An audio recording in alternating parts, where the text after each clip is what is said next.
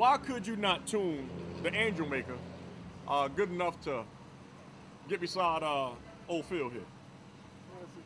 Who was the Angel Maker? Oh, he took my Angel Salt, car key, Maurice now. What you call Oh, I Angel Salt? begged him to come Angel down. Salt, tissue. I begged him. He won't come. He won't He come. wants to brag about these time slips, but won't show nobody to prove it out here or nothing. Oh shit. We think it's bullshit. Brad went in on him. Oh shit. That's fucking, Brad, you know that's fucked up, right? That's fucked up, Brad. Know about the truth. Oh, hey, Brad. I'm feeling that for real. I'm feeling that for real. We begged him to come. I'll do everything I can to fucking Hey, when make you it offer go a as fast man as he gas possibly money to can. come get an ass whooping, so man, we'll pay your way down here, man. Just Yeah, like we in offered to something. pay. Like I said, I give him every single advice or any kind of help I can give him. But His tuner's here. Yeah. I'll And see. we I'll offered him see. gas money to run. hell, I went to Steel last weekend for nothing to help him and do the best. I hate to see that guy struggle, but Well, I also don't like to see him jump around shop to shop thinking that somebody else is giving him better information or whatever. You know what I mean? There has to be some type of loyalty in the grudge That's game. right, There has without to a be some doubt. type of loyalty, especially when it comes down to the tuners. You have to give your tuner a chance to work with your car. That triple X car right there, nobody else has ever messed with that thing. Look at them. They Well, come right to me and go Brad, right can down you the track. Brad, can you come and say this on camera once again for all the people out here? Can you give the people some information about tuners? Like you said, loyalty is a lot of it. I think you cannot tune a car if Joe Blow over here is going to tinker with it a little bit, and then you're going to mess with it a little bit. You've got to be 100% on that deal, you know. 'Cause then you know, not even necessarily what works, but also combination-wise. If somebody goes in there and tinkers with your combination just a little bit, you know, you might get thrown in left field, and it take you 2 or 3 runs to figure out what somebody else did, you know. So, And then yet the car owner blames you. oh yeah, without a doubt, the last person that touches is what he's going to blame. Even if he never even went down the track prior to that, you're still the one to blame. And that just doesn't refer to them. That's across the racing Oh, world. without a doubt. Across. Yeah, no doubt. So we're not going to single anybody out. No. We're speaking you know, equivocally across the. Oh, I mean, that's a proven deal, you know. I couldn't go mess with a car that somebody else is tuned on and then, you know, make it necessarily the first run go faster, but and then them jump back on it and take tuning from where I left. You know what I'm saying? You just can't do that. You got to be loyal to who you're going to have mess with it. You know what Then I I mean? feel like if you jump shop to shop, Yeah. whoever you got messing with it ain't gonna give you everything because you're gonna take it and show it to everybody else. You Right, think right. an engine Yes. builder's gonna build you the best of his best when he right. knows you about to carry his stuff over to another? That's right. I'm just saying, you think you're gonna go to Gene Fulton and get him to build you a motor? He gonna build you the top dog. Then you're gonna take it, carry it over here to Abby's and let him freshen it up and work on it. He ain't gonna do it.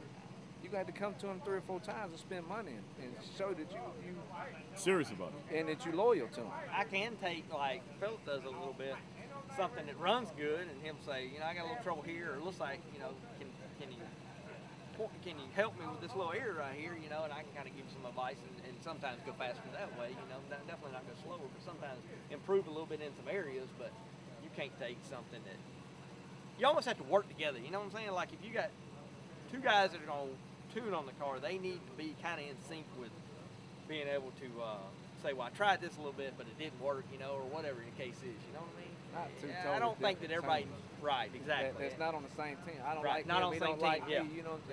Yeah, and I don't think that,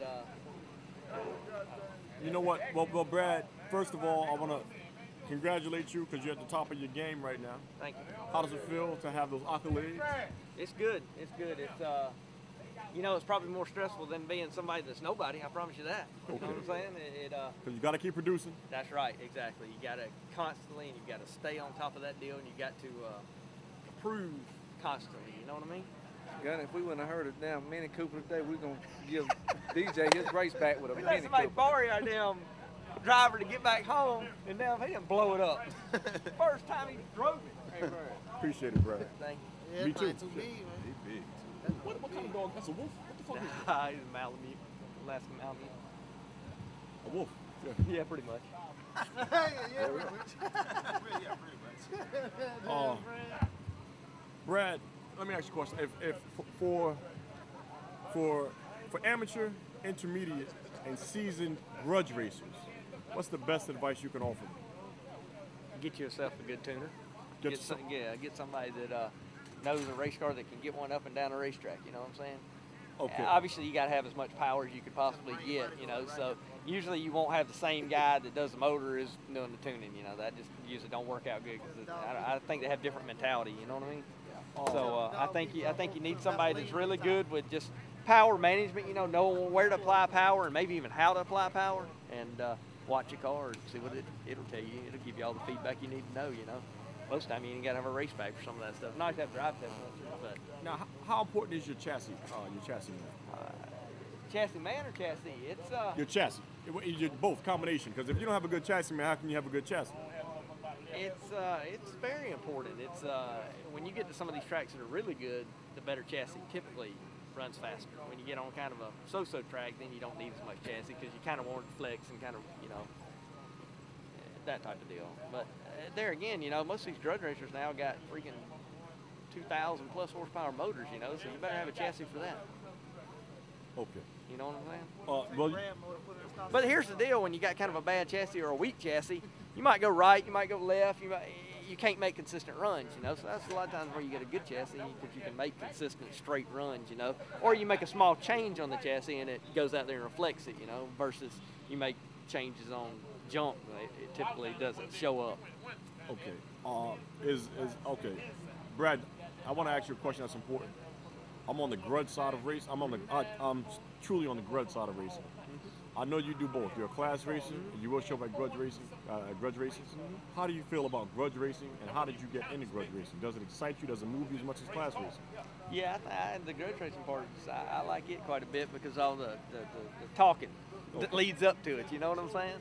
Okay. That's kind of the exciting part about the grudge racing. I personally, I like to drive a grudge car, but I don't like to know any of the numbers that go on to get to that point. You know what I'm saying? I understand. That kind of messes up a driver's head a little bit, in my opinion. Okay. Do you tune to the racer or do you tune to the track, Brad? A lot to the track. You know, you have to.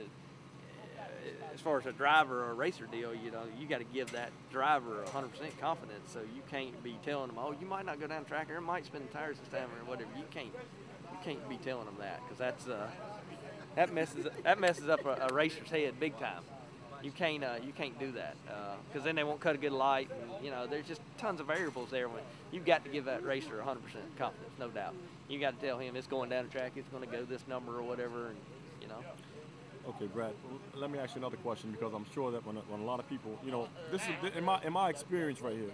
A lot of people want to approach certain tuners, but they don't know how to approach tuners. A lot of tuners have nasty attitudes, especially when they get to the top of the game, such as yourself. So you do agree with that? I've seen that before, so sure. Okay. I mean, they start out meek, but as they start to win, they just become monsters. I tell you something else that's kind of jacked up in my opinion, just because I tune so many cars. I'm going to give, if Philip come to me and said, hey, you know, I want you to help me with this or that, I'm going to give him 110% of my knowledge that I know. I'm not going to, even he might be racing my car next round or something, you know what I'm saying, or another car that I do. I don't do it that way. I let it be more decided on the driver itself, you know, or the lights or whatever they cut. I don't ever, I mean, absolutely not, as far as even building a motor, as far as any of the tuning deal of it or any of that crap. I'm going to give that guy everything that I possibly know. I'm not going to say, well, I'm not going to give him like 80 or 90% because he's racing our car next round or do some bullshit in the computer or something. I'm not doing that. You know what, But Brad? I've heard of a lot of stories of different situations like that, and Maurice seems to be one of them. Oh, he's not going to give me what he's giving Triple X or whatever the case is. You know what I'm saying? That's bullshit.